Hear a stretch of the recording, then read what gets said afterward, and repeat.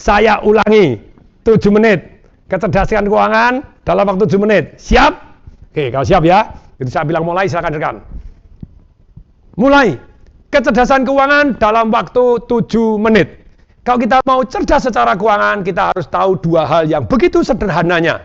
Mungkin tidak mudah, tapi sangat sederhana. Yaitu apa? Kita harus tahu namanya income dan spending. Tapi jarang sekali orang yang tahu bahwa income itu ada 3, spending itu ada 4. Kalau kita mau cerdas, tahu dua-duanya, dan kita praktekkan apa yang kita bisa praktekkan. Nah, income ada 3. 1, aktif income, kerja baru dapat income. Yang kedua, pasif income, tidur pun dapat income. Yang ketiga, portfolio income. Apa itu? Kita jelaskan satu persatu. Aktif income, satu pekerjaan seperti Anda jadi makelar makanan, makelar alat kesehatan, kontraktor, yang pokoknya Anda harus kerja baru dapat income. Dukun, ya dukun juga termasuk sih. Kalau Anda tidak dapat income kan tidak bisa dapat income. Yang kedua, pasif income. Misalnya Anda punya, nanti ada 3 macam ya pasif income. Misalnya laundry, minimart. Terus kemudian portfolio income. Apa itu? Properti, emas, perak, saham. Itu yang jelas portfolio income itu adalah capital gain, kenaikan dari harta kita. Oke ya. Nah, sekarang Bapak Ibu semua, nih, aktif income yang kita dapatkan ketika kita bekerja tadi, dokter, lawyer, pembicara, dukun, developer, pedagang yang kita harus terus terlibat. Terus kemudian berikutnya yang namanya passive income yang kita dapatkan tanpa kita bekerja. Tidur pun uangnya tambah banyak, jalan-jalan uangnya tambah banyak. Ini income yang paling penting.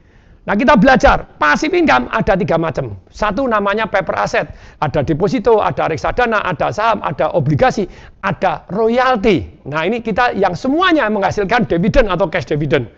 Berikutnya, yang kedua, properti sewaan atau properti yang bisa kita bagi hasilkan. Income dari properti. Kemudian yang ketiga, bisnis autopilot. Yang kita tidur pun, seperti laundry saya, sekian ratus cabang, saya tidur ya tetap dapat income. Ngomong di TV gini, income terus masuk terus. Gitu. Saya liburan, tetap dapat income. Itu enak bener. Portfolio income, yaitu adalah capital gain, atau kenaikan dari harta kita. Contoh, Anda beli rumah 1 miliar, 10 tahun lalu, kemudian naik jadi 10 miliar. Sambil tidur, harta kita naik 9M. Tapi sayangnya orang propertinya cuma 1 aja gitu ya. Kalau bisa tambah banyak. Properti saya banyak. Saya 49 bulan terakhir beli 49 properti itu ya. Termasuk anak perusahaan. Oke, mari kita lanjutkan. Lanjut.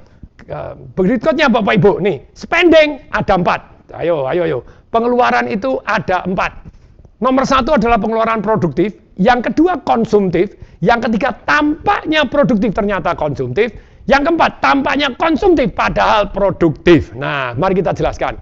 Produktif itu apa sih? Seluruh pengeluaran yang membuat aktif income kita, pasif income kita, portfolio income kita, kita naik, yaitu pengeluaran yang produktif.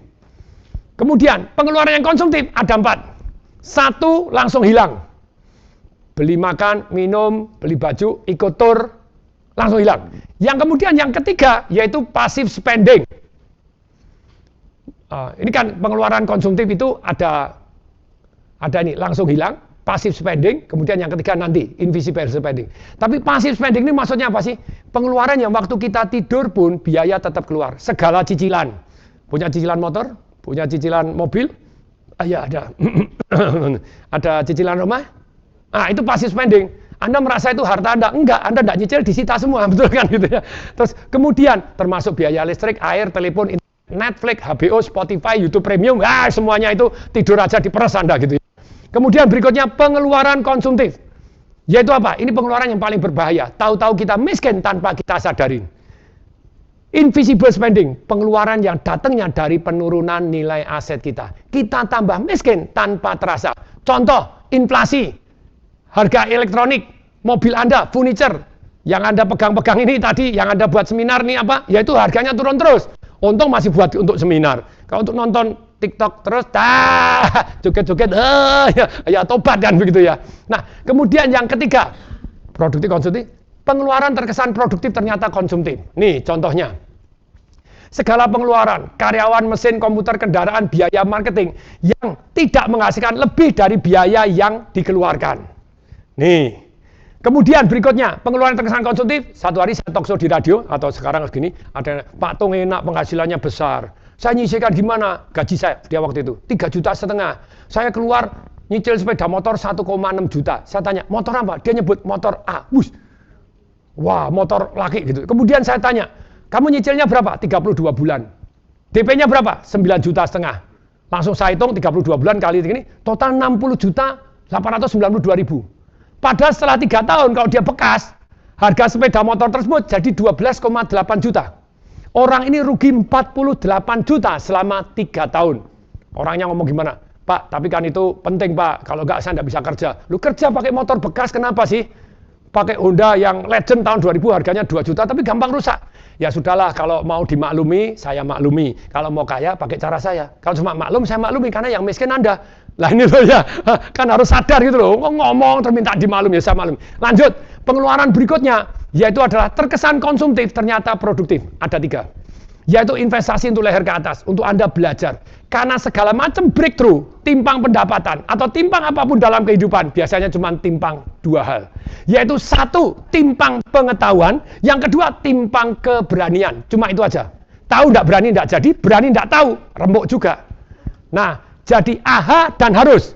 Seorang ibu mestinya memilih ikut seminar untuk investasi leher ke atas, bisa menghasilkan income ratusan kali daripada memberikan anaknya PS4 atau PS5.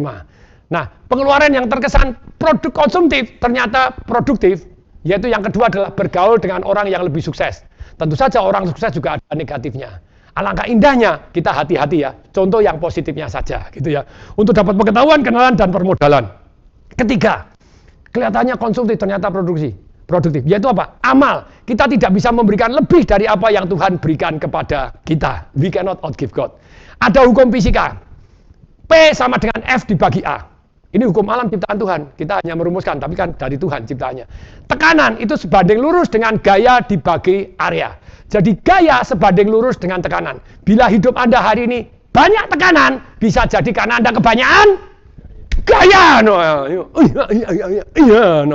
Ayo lanjut. Bagaimana kita bisa bergaya tanpa tekanan? Kalau Anda ingin bergaya dengan sedikit tekanan, yaitu apa? Area pasif income-nya digedekan dulu, baru gayanya dinaikkan. Sadis, ketik dong, sadis, sabar dan disiplin. Mengembangkan pasif income segede gajah, baru kita bergaya segede kerbau. Nah, itu baru kita hidup tanpa tekanan atau tekanannya jauh lebih kecil gitu ya.